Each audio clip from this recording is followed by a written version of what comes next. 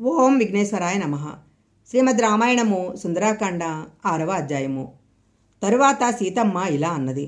శత్రువులను సంహరించగలిగిన సమర్థత కలిగిన ఓ హనుమ, నా వల్ల చిన్నదో పెద్దదో ఒక పొరపాటు జరిగి ఉంటుంది. మా అత్తగారు కౌసల్యాదేవి లోకమంతటినీ రక్షించే కొడుకును కన్నది. ఆ రాముడి పాదాలకు సాంజలి బంధకంగా నమస్కరించానని చెప్పు. దశరథ మహారాజు మరణించినా కూడా రాముడు ఆ బాధను పొందలేదు అంటే లక్ష్మణుడు పక్కన ఉండటమే కారణము. వదినను తల్లిలా చూసే స్వభావం ఉన్నవాడు లక్ష్మణుడు. లక్ష్మణుడు నాకు కొడుకుతో సమానమైనవాడు. ఆ లక్ష్మణుడిని కుశలమడిగానని చెప్పు. సుగ్రీవుడిని కుశలమడిగానని చెప్పు. హనుమ, నీ యొక్క వాకుల ద్వారా రామచంద్రమూర్తి మనసులో నాయందు ఉన్నటువంటి ప్రేమను ఉద్దీపింపచేసి నన్ను తొందరలో తీసుకువెళ్ళేటట్లు చెయ్యి అన్నది. అప్పుడు హనుమంతుడు, అమ్మ, కాకాసుర వృత్తాంతం చెప్పావు. దీనితో పాటుగా ఇంకొక అభిజ్ఞానాన్ని ఇస్తావా? తీసుకెళ్తాను అన్నాడు. అప్పుడు సీతమ్మ తన పవిట కొంగుకు కట్టి ఉన్న మూటను విప్పి అందులో ఉన్న చూడామణిని ఇచ్చింది. చూడామణి సముద్ర జలాల నుండి పైకి వచ్చింది. దానిని దేవేంద్రుడు జనకుడికి ఒక యాగంలో బహుకరించాడు. ఈ చూడామణిని వివాహ సమయంలో నా శిరస్సు యందు మా అమ్మ అలంకరించింది. నువ్వు దీనిని రాముడికి ఇవ్వు. అప్పుడు రాముడికి ఏకకాలంలో ముగ్గురు జ్ఞాపకం వస్తారు. మా అమ్మ, దశరథుడు, నేను రాముడికి జ్ఞాపకం వస్తాము అన్నది.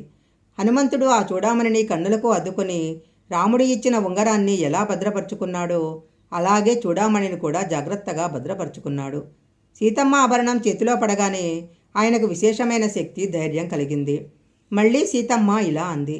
ఒకనాడు నేను రాముడితో కలిసి విహరిస్తున్న సమయంలో నా నొసటన పెట్టుకున్న తిలకం మరుగున పడింది. అప్పుడు రాముడు అక్కడ ఉన్న ఒక కుంకుమశిలను అరగదీసి నా బుగ్గ మీద చుక్కబెట్టాడు. ఈ విషయాన్ని కూడా రాముడికి జ్ఞాపకం చెయ్యి అంది. అప్పుడు హనుమంతుడు, నేను బయలుదేరతాను అంటే నాయన 10 నెలల నుంచి ఇక్కడ ఉంటున్నాను. కానీ ఒక్కనాడు కూడా రామనామం వినలేదు. ఇన్నాళ్లకు నువ్వు వచ్చి రామకథ చెప్పావు. నా మనసు పొంగిపోయింది. ఇంత తొందరగా నువ్వు వెళ్ళిపోతాను అంటే నాకు చాలా బెంగగా ఉంది. ఎక్కడైనా ఒక రహస్యమైన ప్రదేశంలో ఇవాళ ఉండి రేపు నాకు కనపడి మళ్ళీ రామకథ చెప్పవా, ఇవాళటికి ఉండిపోవా హనుమ అని ఇంటి నుంచి దూరంగా వెళ్ళిపోతున్న కొడుకుని కన్నతల్లి అడిగినట్టు సీతమ్మ హనుమంతుడిని అడిగింది. అప్పుడు హనుమంతుడు ఇలా అన్నాడు. అమ్మా, నువ్వు బెంగపడవద్దు. రాముడు కూడా నీ మీద బెంగ పెట్టుకొని శోకిస్తున్నాడు అంది. అప్పుడు సీతమ్మ, నువ్వు చెప్పిన మాట నాకు మళ్ళీ శోకం కలిగిస్తుంది. రాముడు నా కోసం శోకిస్తున్నాడన్న మాట నాకు చాలా బాధగా ఉంది. హనుమ, నువ్వు వస్తావు, గరుత్మంతుడు వస్తాడు, వాయుదేవుడు వస్తాడు.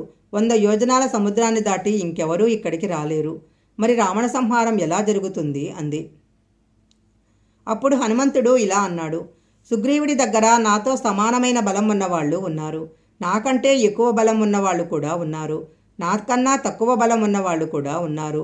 నేను వెళ్ళి రాముడికి చెప్పి తొందరలోనే వానర సైన్యంతో లంకాపట్టణానికి వచ్చి రావణుడిని సంహరిస్తాము అన్నాడు. శ్రీమద్ రామాయణము సుందరాకాండ 6వ అధ్యాయము సంపూర్ణము.